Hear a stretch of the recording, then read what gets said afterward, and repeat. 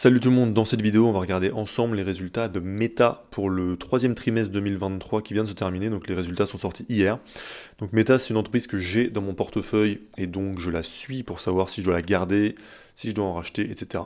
Donc on va regarder ça ensemble. Alors j'ai ici la présentation des résultats pour le troisième trimestre. Donc je l'ai pas regardé avant de faire la vidéo, hein. J'ai juste écouté l'earnings call puisque ce serait un peu long à faire en vidéo. Mais pour la présentation, je découvre. Il faut que je réduise ma webcam, sinon ça va être pas pratique. Voilà, donc d'ailleurs, pour ceux qui ne sauraient pas comment on fait pour trouver ce genre de document, parce que c'est pas forcément évident quand on l'a jamais fait, donc pour faire vos analyses par vous-même, vous tapez en général le nom de l'entreprise, donc Meta, et ensuite Investors, et en général vous tombez sur les Investor Relations. Le lien est là. Et là, ici, bon, pour certaines boîtes, il faut chercher un peu plus. Pour Meta, c'est directement ici. Donc là, on a le troisième trimestre. Et puis, il y a les différents documents. Donc là, ce que je regarde, c'est Slides. Donc la première donnée qu'il nous donne, c'est les revenus publicitaires par localisation des utilisateurs. Donc là, en gros, ce que je regarde, c'est simplement s'il y a toujours de la croissance partout. Donc la partie qui rapporte le plus d'argent, c'est l'Amérique du Nord, donc US et Canada. Et on voit qu'il y a toujours de la croissance. Donc on est passé de 14 milliards 1 à 14 milliards 9 d'un trimestre à l'autre. Et c'est aussi souvent pertinent, enfin souvent même plus pertinent de comparer au même trimestre de l'année précédente, où là carrément on est passé de 12 milliards 7 à 14 milliards 9, donc très bonne croissance. Ensuite en Europe, on est passé, pareil si je compare trimestre à trimestre, de 5 milliards 7 à 7 milliards 7, donc belle croissance.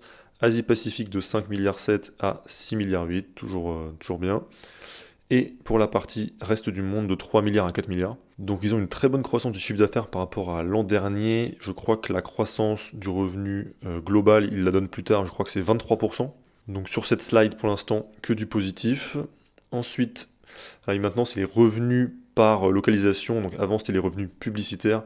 Donc ça typiquement pour l'instant je trouve que c'est pas très important de le regarder puisque la quasi-totalité des revenus de Meta c'est des revenus publicitaires. Donc enfin en gros il n'y a quasiment aucune différence. Donc on va remarquer la même chose. Ensuite je descends, donc là c'est les revenus par segment, donc là il nous détaille tout. Donc là on voit que Meta ils divisent leurs revenus en deux catégories, donc la catégorie Family of Apps, donc là c'est Facebook, Messenger, Instagram et WhatsApp, qui représentent au dernier trimestre donc 34 milliards de chiffre d'affaires, et la partie Reality Labs seulement 210 millions. Donc on voit que pour l'instant, ça ne sert pas à grand chose de se focaliser au niveau des chiffres sur la partie Reality Labs. C'est, disons, potentiellement de la croissance future, une opportunité future, mais c'est pour l'instant encore relativement lointain. Et donc, il faut vraiment le voir comme un bonus. En tout cas, c'est comme ça que je le vois. Et ensuite, on voit que la partie Family of Apps, elle est divisée en Advertising et Other. Donc advertising, donc c'est toute la publicité que les entreprises peuvent faire sur Facebook, Instagram, etc. Et dans Other, ils incluent notamment le business messaging qui sont en train de développer. Dans l'earnings call, Mark Zuckerberg disait que pour lui c'était une des principales sources de croissance future, une des grosses opportunités long terme qu'il voit pour le business. Et ça ne m'étonne pas tellement vu qu'ils ont, enfin niveau messagerie, ils sont vraiment imbattables. Ils ont Messenger, ils ont WhatsApp, et ils ont même les DM Instagram, c'est très très très utilisé. Et rien que WhatsApp, c'est de mémoire, ils doivent le dire après, mais c'est rien que WhatsApp, c'est 2 milliards d'utilisateurs mensuels, quelque chose de cet ordre-là. Donc moi, la manière dont j'analyse Meta pour le long terme, c'est que je veux que dans le présent, la partie qui rapporte de l'argent, donc Family of Apps, représente un bon investissement. Enfin, en gros, je veux pas que ce soit juste un pari spéculatif sur l'avenir en pariant sur le métaverse ou des choses comme ça, mais je vois les parties business messaging et reality labs comme des opportunités de croissance future pour les décennies à venir. Donc, je cherche toujours une combinaison des deux, un business qui est déjà bien actuellement et qui a de quoi continuer à croître à l'avenir. Et ensuite, il nous donne l'operating income par segment, ensuite l'operating income général et l'operating margin qui va avec. Donc je rappelle que l'operating margin, c'est quand on prend le chiffre d'affaires, qu'on enlève déjà les coûts de création des produits, et ensuite qu'on enlève aussi tout ce qui est recherche et développement, vente et marketing, et puis dépenses administratives. Et donc là on voit que leur niveau de marge a doublé en fait tout simplement depuis le même trimestre de l'année précédente. Et ce qui cause cette différence là d'operating profit, c'est principalement une croissance de chiffre d'affaires plus qu'une baisse des dépenses. parce qu'ils continuent leur gros investissement dans l'infrastructure AI, donc principalement des data centers. Ils prévoient pas de ralentir pour 2024, donc ils prévoient, je crois, 90 milliards de dépenses, un truc comme ça pour 2024. Ils disaient dans leur Earnings Call qu'on était plutôt early, enfin donc plutôt tôt dans ce process d'investissement. Donc logiquement, j'imagine que tout ça se sera mis en place genre vers 2025-2026, et donc le niveau de dépenses va rebaisser à partir de ce moment-là. Et aussi dans l'earnings call, il précisait bien que, encore une fois, 81% des dépenses se dirigent sur la Family of Apps, donc ce qui rapporte de l'argent aujourd'hui. Donc construction de data centers adaptés à l'IA qui permettent d'améliorer la recommandation de contenu et le ciblage des pubs. Donc il reste sur le même ratio à peu près 80-20, donc entre donc les dépenses pour le Family of Apps et les dépenses pour le Reality Labs. Comme je disais dans ma vidéo précédente que j'avais fait sur Meta pour le trimestre précédent, où c'était 82-18, là c'est 81-19. Et donc il faut bien avoir conscience de ça quand on voit des articles dans les news qui disent que Meta dépense tout l'argent que Mark Zuckerberg dépense tout l'argent de Meta pour une lubie dans le métaverse. Faut pas oublier que c'est toujours moins de 20% des investissements. Voilà, donc on continue à descendre. Donc là on a les dépenses en pourcentage du revenu. Donc cost of revenue, donc c'est les coûts de développement, les coûts de création des produits. 18%, donc c'est en baisse depuis fin 2022 et c'est aussi plus bas que le même trimestre de l'année précédente, donc ça c'est très bien. Le cost of revenue en général c'est le poste de dépense le moins malléable et c'est vraiment propre à la nature du business, et donc c'est hyper avantageux d'avoir des business avec des cost of revenue très faibles et donc des grosses margins très élevées. Donc là pour Meta ça fait 82% de grosses margins. Ensuite, dépenses de recherche et développement à peu près en ligne, enfin un petit peu en baisse pareil depuis fin 2022, mais à peu près en ligne avec ce qu'il y avait avant. Et puis dépenses de marketing et sales en baisse, et dépenses générales administratives en très forte baisse. Donc là je dirais que c'est positif aussi parce qu'ils maintiennent un bon niveau de dépenses en recherche et développement, et c'est ça qui permet d'innover et de croître à l'avenir, mais des coûts plus faibles sur tout le reste. Donc je vois ça plutôt comme un point positif. Ensuite, le niveau de taxation, ça c'est pas hyper intéressant, on peut pas analyser grand chose là-dessus, c'est surtout dépendant des règles fiscales du pays à ce moment-là, j'imagine. Le net income, donc le bénéfice net, on voit que c'est le plus haut niveau de bénéfice qu'ils aient fait depuis au moins 2 ans. Donc après une année ou deux un peu difficile, ils ont l'air d'avoir retrouvé un bon niveau de croissance. Le bénéfice par action, comme ça, isolé, c'est pas hyper intéressant, à part que c'est encore une fois le plus haut depuis sur les 2 dernières années. CAPEX, donc ça, c'est les dépenses d'investissement dont je parlais, donc notamment construction de data center, donc d'une infrastructure adaptée à l'IA, en légère baisse par rapport à l'an dernier, mais pas grand chose de révolutionnaire à noter là-dessus. Ensuite, ça c'est intéressant, donc c'est les métriques principales qui sont surveillées par Meta. Donc c'est le nombre d'utilisateurs actifs quotidiennement sur l'ensemble de leurs applications. Donc là-dessus, je regarde juste que ce soit toujours en croissance, même si à un moment donné, il ne faudra pas s'étonner si ça stagne, puisque ils ont quand même pas loin maintenant de la moitié de la population mondiale. Mais pour l'instant, ça continue à croître, donc de 3 milliards 70 millions à 3 milliards 140 millions. Donc j'ai même l'impression qu'ils ont une croissance plus rapide que sur les trimestres précédents. Ensuite, on a pareil, mais mensuellement, donc cette fois-ci, c'est 3 milliards 960 millions, et pareil, toujours en croissance, donc rien de spécial à noter là-dessus. Donc toujours pareil, je regarde si c'est en croissance, et c'est bien en croissance, donc Q3 2023 par rapport au Q3 2022. Donc on est passé de 7,53$ à 8,71$.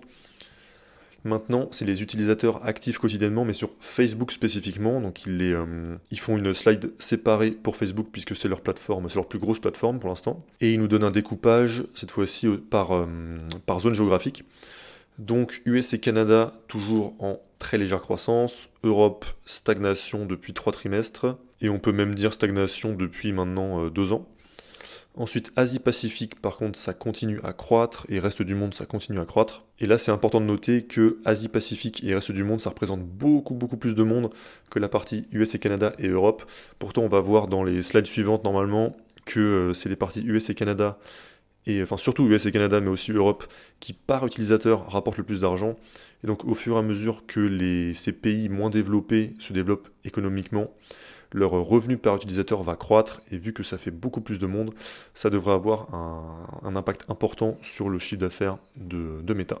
Et cette stat aussi, elle est assez intéressante, donc c'est les utilisateurs quotidiens divisés par les utilisateurs mensuels, et on voit qu'on est passé sur les 2 dernières années de 66 à 67 puis 68%, Et donc ce que j'en conclus, c'est que les utilisateurs utilisent Facebook de plus en plus régulièrement, contrairement à ce qu'on pourrait croire, en tout cas en étant européen. On pourrait avoir l'impression que Facebook c'est un peu une plateforme morte, et d'ailleurs c'est quelque chose qu'on entend souvent, mais si on regarde les statistiques, ça continue à croître partout sauf en Europe, et les gens l'utilisent apparemment de manière plus régulière. Et ensuite les utilisateurs de Facebook mensuellement, et pareil c'est toujours en croissance, 3 milliards 49 millions contre 3 milliards 30 millions. Ça croît dans le reste du monde, ça croît en Asie-Pacifique. Stagnation par rapport au dernier trimestre en Europe, mais même décroissance sur les 2 dernières années. Et US et Canada, ça continue de croître. Là, il nous donne le revenu moyen par utilisateur, donc c'est ce dont je viens de parler. US et Canada, un utilisateur rapporte 56$ sur un trimestre, alors qu'en Europe, c'est 19$. Asie-Pacifique, c'est 5$, et le reste du monde, c'est 4$. Donc voilà, il y a pas mal de marge. Et ensuite, il nous donne le free cash flow. Donc free cash flow plus important que le bénéfice net. Le bénéfice net ne représente pas forcément du vrai cash à cause de tout ce qui est dépréciation et amortissement. Et le free cash flow exclut ce genre de choses pour avoir vraiment le cash utilisable par l'entreprise. Et donc c'est avec ce free cash flow que les boîtes peuvent verser des dividendes, racheter leurs propres actions, acheter d'autres boîtes, réinvestir ou rembourser leurs dettes. Et on voit encore une fois que c'est leur plus gros free cash flow sur les 2 dernières années. Et il est 3 fois plus élevé qu'au même trimestre de l'an dernier. Donc c'est dû à une combinaison de croissance et de baisse des coûts. Donc maintenant on a terminé pour les slides de présentation des résultats. Et maintenant je voulais vous montrer un truc que certains d'entre vous ont sûrement déjà vu, mais sûrement pas tout le monde. Donc par rapport au métaverse. Donc on se rappelle qu'au début le métaverse c'était ça. Donc assez ridicule.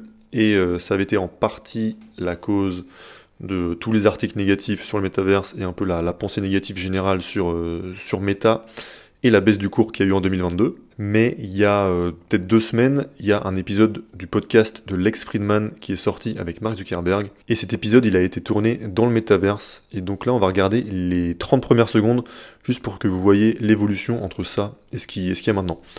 Donc, c'est cette vidéo. Normalement, vous allez entendre le son de mon ordi. C'est parti. The following is a conversation with Mark Zuckerberg inside the metaverse. Mark and I are hundreds of miles apart from each other in physical space, but it feels like we're in the same room because we appear to each other as photorealistic codec avatars in 3D with spatial audio. This technology is incredible. And I think it's the future of how human beings connect to each other in a deeply meaningful way on the internet.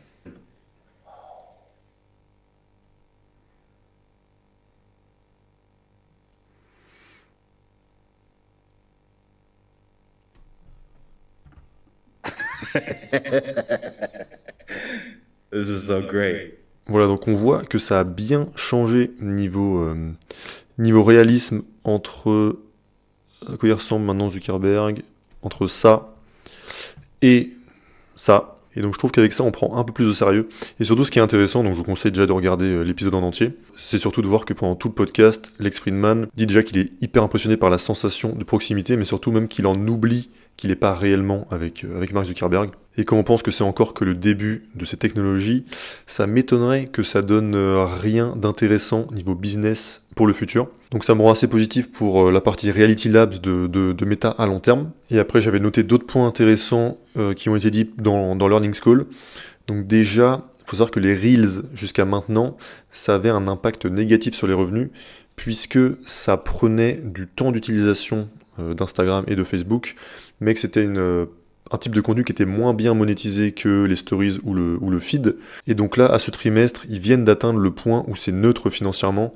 Et donc à partir de maintenant, les Reels vont apporter du surplus de revenus. Un autre point hyper important, c'est que justement les améliorations qu'ils ont fait sur leurs algorithmes d'IA de recommandation, c'est qu'ils ont réussi grâce à ça à augmenter le temps passé sur Facebook de 7%. Donc sur une plateforme avec tant d'utilisateurs, c'est vraiment énorme, je trouve, d'augmenter le temps de 7%. Et 6% sur Insta. Donc ça montre que ces gros investissements dans leur infrastructure AI, ça paye. Et ils ont aussi donné plus de détails sur la partie business messaging qui me rend aussi très positif sur l'avenir long terme de la boîte. Donc Zuckerberg disait que chaque semaine, plus de 60% des utilisateurs indiens de WhatsApp envoient au moins un message à un business account, donc un compte WhatsApp business, puisque dans les pays moins riches, il y a énormément du business qui se fait par message, apparemment tout se fait par WhatsApp, que ce soit dans pas mal de pays d'Asie et aussi en Amérique latine. Ils nous disent aussi que le revenu des publicités click to message, donc c'est des pubs qui, quand on clique dessus, nous amènent directement dans une conversation, principalement Messenger, mais aussi WhatsApp avec l'entreprise en question. Donc ces revenus de ces publicités-là en Inde ont doublé par rapport à l'an dernier. Et ensuite, ils nous parlent d'une synergie entre le développement de leur partie business messaging et l'IA. Donc en disant que les pays les plus pauvres, comme l'Inde, la Thaïlande ou le Vietnam, ont un coût du travail suffisamment faible pour que ce soit des humains qui gèrent la messagerie dans les business. Mais dans les pays riches, donc tout ce qui est Amérique du Nord, une grosse partie de l'Europe, les salaires sont trop chers et donc là c'est pas intéressant d'avoir des humains qui se chargent de répondre sur WhatsApp. Et donc c'est là que des IA devraient servir à remplacer les humains. Et en dernier point intéressant, il y a le Quest 3 qui vient de sortir, donc leur dernier casque de réalité virtuelle. Enfin maintenant ils disent réalité mixte, puisque maintenant on voit la pièce et donc on peut y ajouter des objets, etc. Et donc ça je suis curieux de voir les reviews et de voir aussi les chiffres de vente. Et ils ont aussi sorti les Ray-Ban Smart Glasses. Donc c'est des lunettes Ray-Ban avec une caméra et micro intégrés. Et pour la création de contenu, il y a des usages qui sont hyper intéressants. Par exemple, pouvoir simplement filmer ce qui est en face de nous, pouvoir le faire en live aussi. Donc curieux aussi de voir les reviews et les ventes. Et je crois que malheureusement, c'est pas encore dispo en France, mais j'imagine que ça va être le cas bientôt. Donc en conclusion, pour Meta, ce trimestre-là, j'ai pas de raison qui me font penser que je dois vendre ma position, donc j'y touche pas. Est-ce que j'en rachète? Je trouve que le prix est trop cher aujourd'hui, je suis pas trop intéressé pour en racheter à 300$, mais c'est une boîte que je suis content de garder pour le long terme dans mon portefeuille. Et pour finir, si ça vous intéresse, je suis en train de développer un site qui permet de faire ces analyses d'action plus facilement, plus rapidement. Donc notamment savoir trouver des entreprises de qualité, savoir les valoriser, aussi pouvoir lire les différents documents financiers plus facilement, voir l'évolution du chiffre d'affaires, l'évolution du free cash flow, etc. par exemple, l'évolution des marges aussi, et plein d'autres fonctionnalités à venir dans le futur. Donc pour être prévenu du lancement, vous pouvez cliquer sur le premier lien dans la description, et on se retrouve pour une prochaine vidéo. A plus!